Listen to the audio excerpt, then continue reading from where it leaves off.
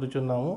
అలాగే 12:20 తర్వాత అన్నదాన కార్యక్రమం కలదు. ఇక్కడనే శివాలయంలో అందరం భోజనం చేసి మన శోభయాత్ర కార్యక్రమం మొదలు పెట్టాలని కోరుచున్నాం. ప్రజలకు, అధికారులకు, అనధికారులకు, భక్తులకు ఇక్కడ రేపు అనగా శనివారం రోజు మధ్యాహ్నం 12:30కు శివాలయం నుండి గణేష్ నిమజ్జనం ప్రారంభమవుతుంది కనుక, శోభయాత్ర ప్రారంభమవుతుంది కనుక ప్రజలందరూ అధిక సంఖ్యలో పాల్గొని ఈ యొక్క శోభయాత్ర కార్యక్రమాన్ని విజయవంతం చేయాలని సార్వజనిక కమిటీ, ఉత్సవ కమిటీ తరఫున మేము కోరుకుంటున్నాం.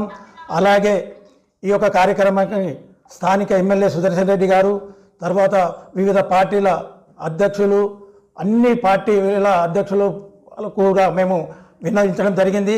వాళ్ళందరూ పాల్గొంటున్నారు. అన్ని వర్గాల ప్రజల్ని కూడా మేము ఇందులో పాల్గొని ఈ యొక్క కార్యక్రమాన్ని, శోభయాత్రని విజయవంతం చేయాలని కోరుకుంటున్నాం.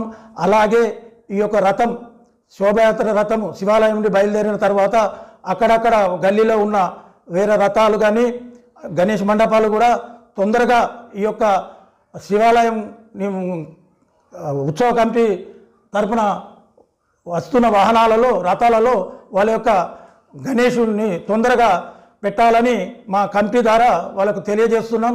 ఎందుకంటే ప్రతి సంవత్సరము ఈ శోభయాత్ర రాత్రి 1, 2, 3 అవుతుంది కనుక పట్టణ ప్రజలు కానీ పక్క గ్రామాల ప్రజలు కానీ వచ్చిన వాళ్ళు ఈ శోభయాత్రను చూడలేకపోతున్నారు కనుక దయచేసి గమనించి మండపాల నిర్వాహకులు అందరూ దయచేసి మంచి ఈ యొక్క వచ్చిన రథాన్ని వెంటనే మీ యొక్క విగ్రహాలని ఇలా పెట్టి తొందరగా పంపించాలని మేము కోరుతున్నాము. జై గణేష్ మహారాజ్ కి, జై గణేష్ మహారాజ్ కి. గణేశాయ నమః. ప్రతి సంవత్సరం వలె ఈ సంవత్సరం బోధన పట్టణంలోని చక్రేశ్వర శివాలయం నుంచి సార్వజనిక ఉత్సవ కమిటీ ఆధ్వర్యంలో గణేష్ నిమజ్జన శోభయాత్ర 12:21 ప్రారంభమవుతుంది. అదేవిధంగా బోధన పట్టణంలో ఉన్న పెద్దలు, పుర ప్రముఖులు, పిల్లలు, పెద్దలు, మహిళలు అందరూ కూడా సకాలంలో హాజరు కావాలని కోరుకుంటున్నాము. 12:21 పూజా కార్యక్రమం జరిగిన తర్వాత ప్రతి సంవత్సరం వలె లడ్డు వేలం పాట జరపబడుతున్నది.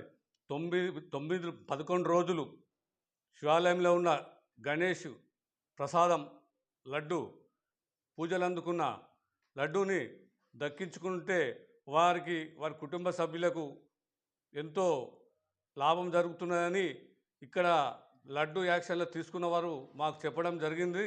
ఈ లడ్డు యాక్షన్లో అధిక సంఖ్యలో భక్తులు పాల్గొని వినాయకుడి ప్రసాదం లడ్డుని దక్కించుకోవాలని మేము కోరుతున్నాము.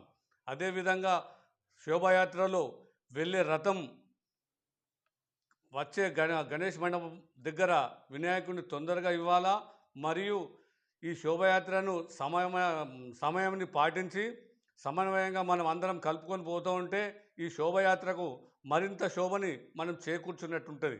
కనుక మనము చుట్టుపక్కల వచ్చే మహిళలు కానీ పెద్దలు కానీ వాళ్ళు కూడా చూసే విధంగా మనం అందరం బోధన పట్టణంలో ఉన్న సార్వజనిక కమిటీ నుంచి కూడా మరియు పెద్దలు కూడా గణేష్ మండలి ప్రెసిడెంట్లు, సెక్రటరీ, వారి కార్యనిర్వాహకులు కూడా అందరూ కూడా సహకరించాలని మా ఉత్సవ కమిటీ నుంచి మేము కోరుచున్నాము.